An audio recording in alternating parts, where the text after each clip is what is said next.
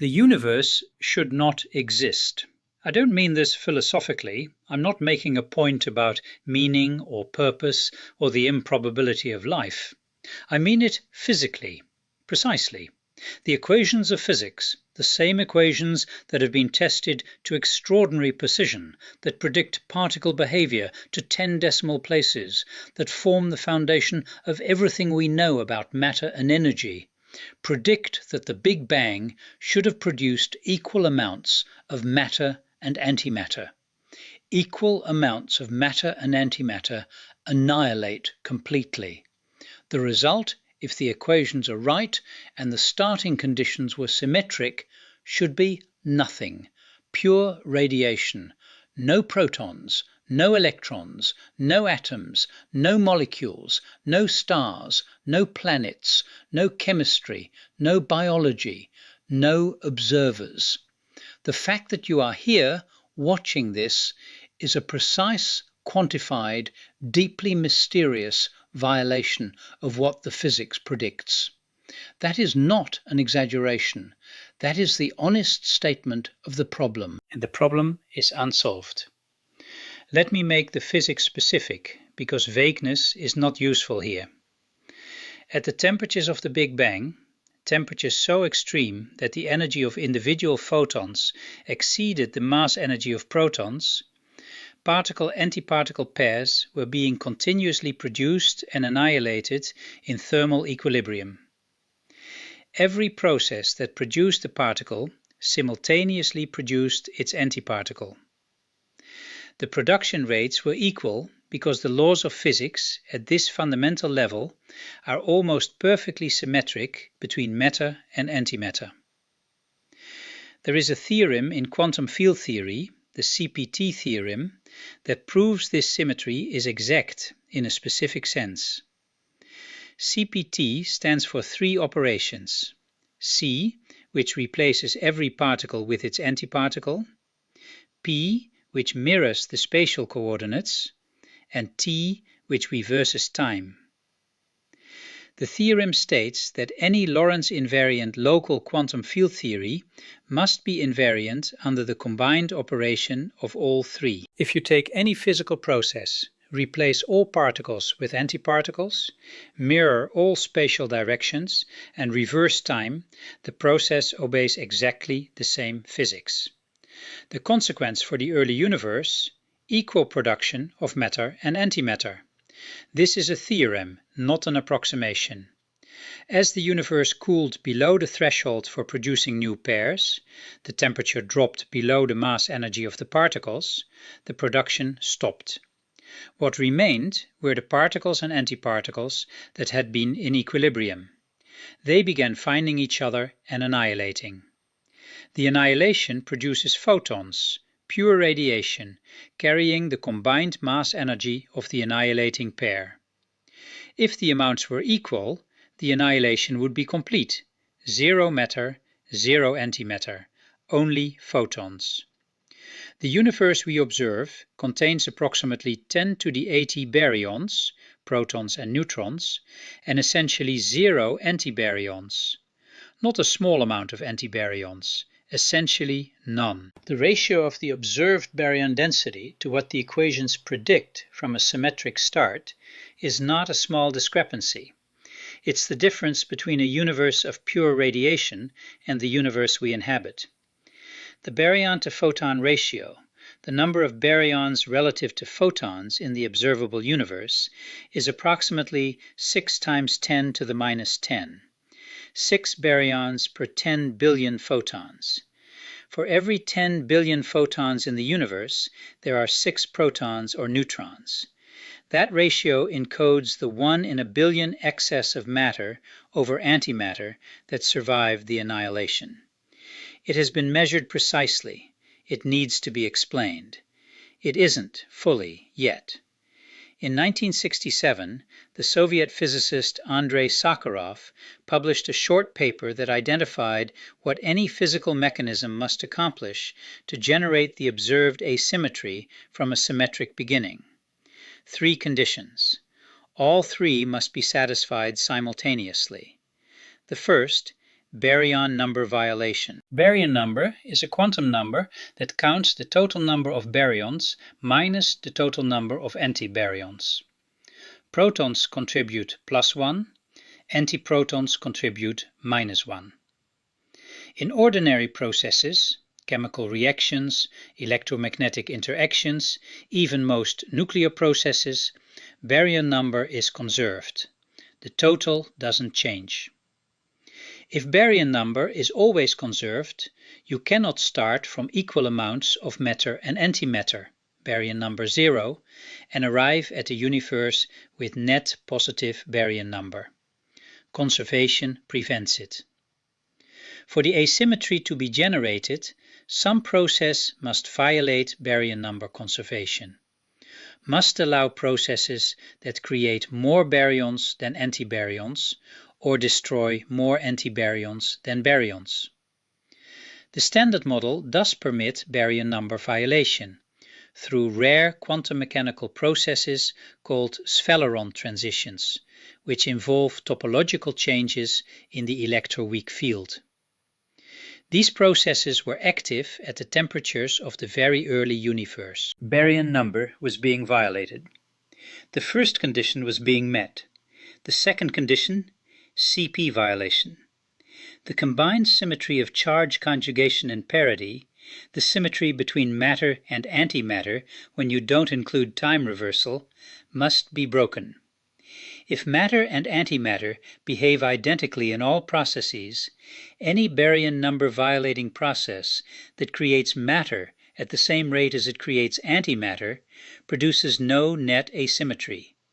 You need the processes to favor matter over antimatter by some amount, however small. CP violation was discovered in 1964, 3 years before Sakharov's paper, in the decay of neutral kaons. It exists. The Standard Model incorporates a specific mechanism for it through a parameter in the CKM matrix. The second condition is satisfied in principle. The third condition, departure from thermal equilibrium. In perfect thermal equilibrium, every forward process and its reverse are occurring at equal rates. Any asymmetry generated by a forward process is immediately erased by the reverse process. For an asymmetry to be frozen in, to survive as a permanent imbalance, the universe must go through a period of departure from equilibrium.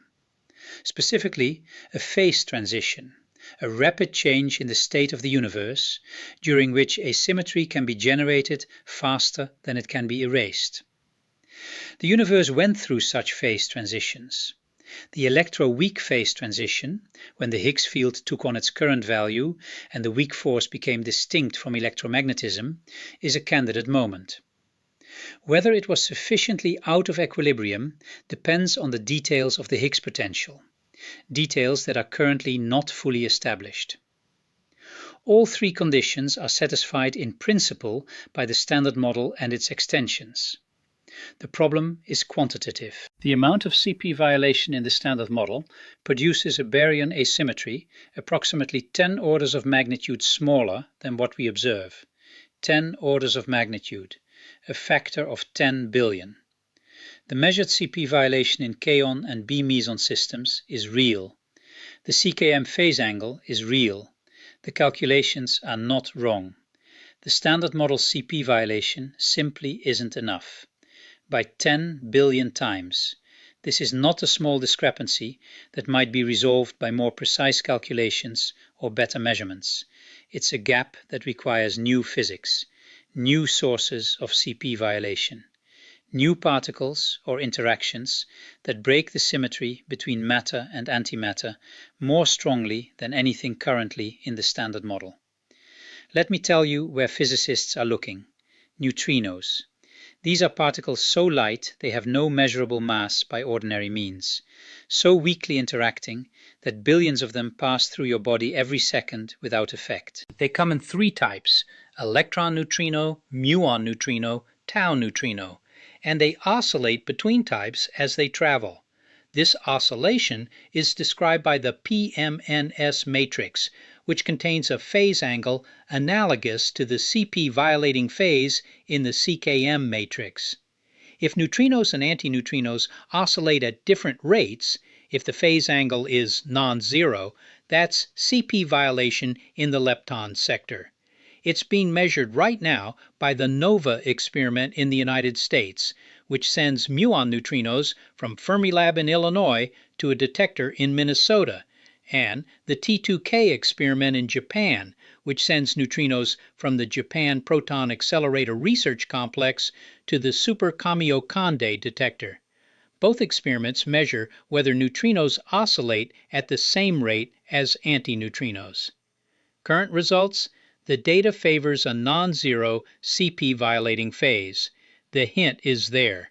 The statistical significance is not yet sufficient for a discovery, not yet at the 5 sigma threshold that physics requires. But the hint is in the direction of CP violation, and it's been sustained across multiple data releases. Why does neutrino CP violation matter so much? Because of a framework called leptogenesis. The idea, in the very early universe, when temperatures were far higher than the electroweak scale, heavy versions of right-handed neutrinos, particles predicted by certain extensions of the Standard Model, but not yet observed, decayed in a CP-violating way. They produced slightly more leptons than antileptons. This lepton asymmetry was then converted to a baryon asymmetry by Sphaleron processes, which mix lepton and baryon number at high temperatures. If leptogenesis is correct, the CP violation that produced the 1 in a billion matter excess is in the neutrino sector. Measuring neutrino CP violation at T2K and NOvA and at the upcoming DUNE experiment, which will send neutrinos from Fermilab to a massive detector in South Dakota, is potentially measuring the origin of all the matter in the universe. That's not hyperbole. That's what the experiment is measuring. The electron's electric dipole moment is another frontier. A particle has an electric dipole moment if its charge distribution is slightly asymmetric relative to its spin. The Standard Model predicts an incredibly small electric dipole moment for the electron, so small that measuring it directly would require sensitivity far beyond current technology. But many proposed extensions of the Standard Model, supersymmetry, certain multi-Higgs models, various other frameworks, predict electric dipole moments many orders of magnitude larger. The ACME collaboration, using molecules containing heavy atoms that amplify the electron's electric dipole moment, has measured an upper limit of approximately 10 to the minus 29 electron centimeters. This is already tight enough to rule out many theoretical models.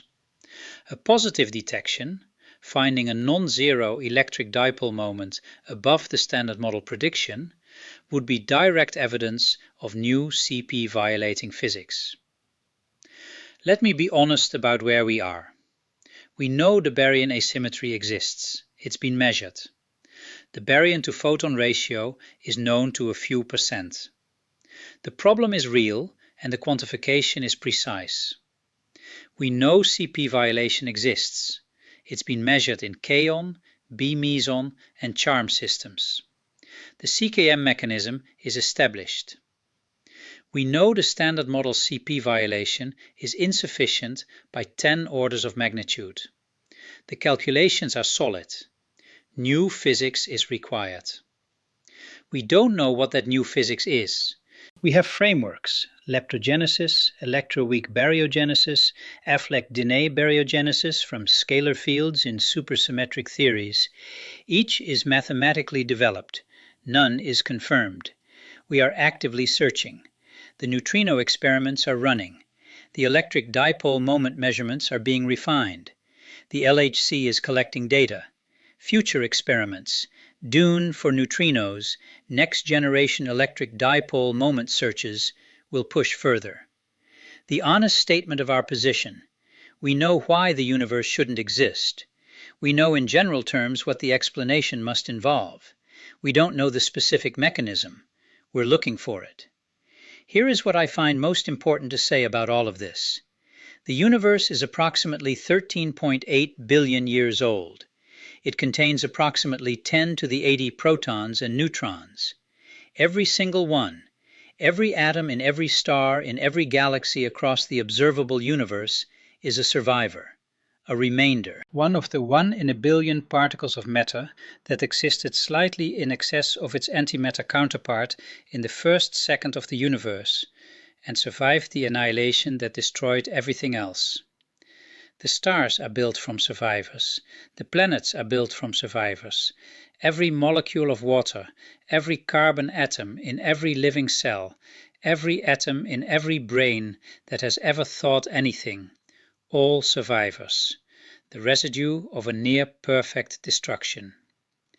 If the physics had been perfectly symmetric, if whatever process generated the baryon asymmetry had produced exactly equal amounts of matter and antimatter, the annihilation would have been complete, pure radiation. The universe's entire matter content converted to photons in the first second. Nothing left. No time for structure to form. No atoms, no stars, no complexity of any kind.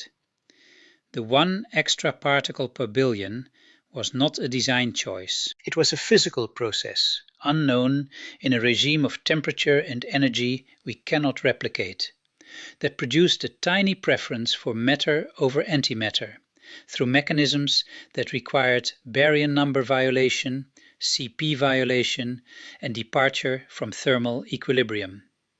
Those conditions were met. The asymmetry was generated. The annihilation was almost complete. Almost.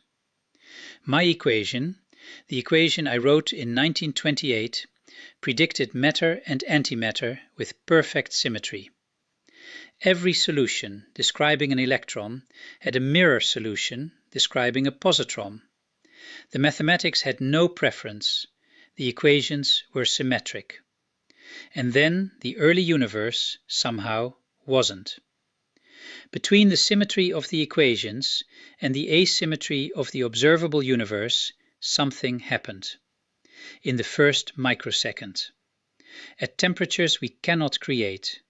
Through processes we haven't fully identified. The most consequential event in the history of everything, the moment that determined whether any material thing would exist, is the event we understand least.